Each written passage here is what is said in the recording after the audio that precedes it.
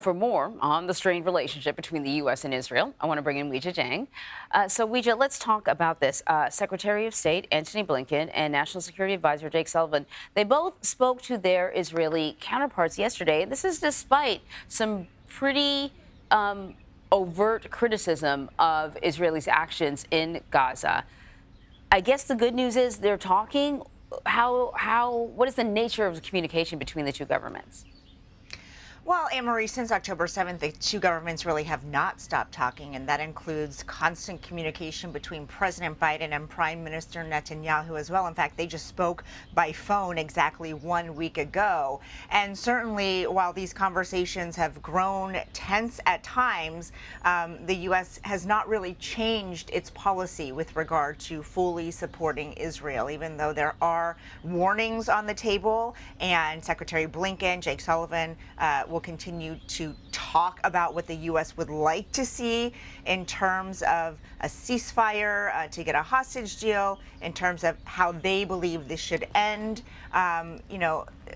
They do keep talking, and I think that is what's critical here, Anne-Marie. And it's, not just these two principals, but also their staffs below them. They're in constant communication with their Israeli counterparts. So, we talked about kind of overt criticism in a way that we haven't heard before. Part of it happened over the weekend on Face the Nation. Secretary Blinken was on Face the Nation yesterday, and he spoke about Israel's war efforts. Here's what he had to say. When it comes to the use of weapons, concerns about incidents where, given the totality of the damage that's been done to children, women, men, it was reasonable to assess that in certain instances, Israel acted in ways that are not consistent with international humanitarian law. Spoken like a diplomat.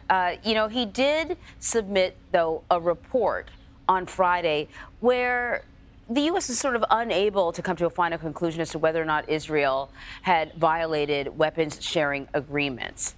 Though we saw what happened just last week where there was a holdup of weapons deliveries. Is there a possibility that the U.S. may place further restrictions on military aid to Israel?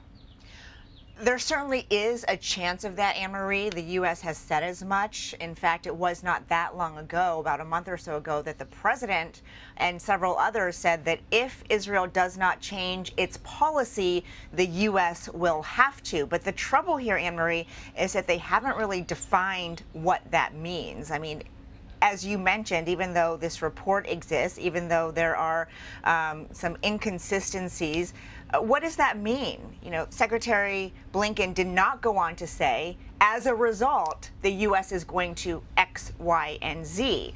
And so even though there is this possibility of conditioning aid, of, halting even more weapons shipments, that has not been spelled out.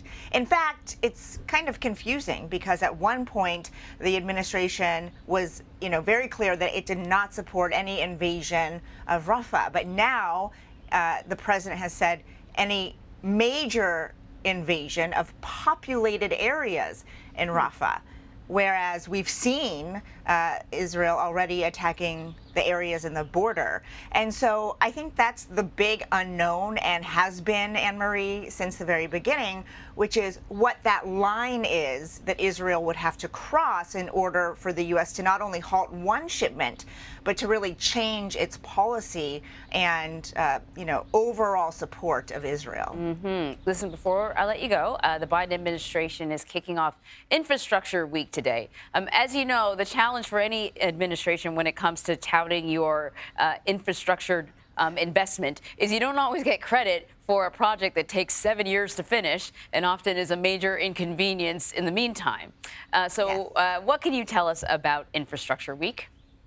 Well, for starters, they are poking a little bit of fun at the former administration because when we were covering the Trump administration, there was a time when every week was supposed to be infrastructure week, and the officials were going to tell us about all the projects, all the money that the president had planned to invest into American infrastructure. And frankly, that just never happened. And so this is an opportunity for the Biden administration to remind voters of that, which is why they so cutely named it Infrastructure Week.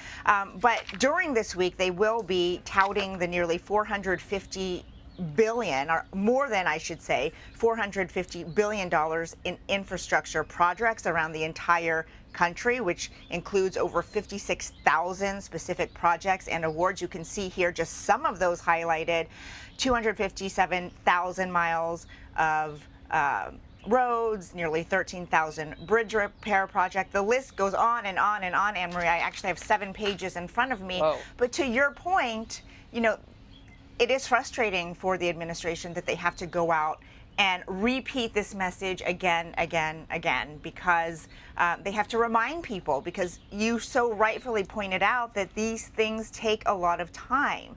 And there might not be a feeling yet that, it's making an impact on the local communities, or even, that it has created all the jobs that it ultimately will. And so they have to tell people to be patient, because, this is what we are doing. This is the plan that's in motion.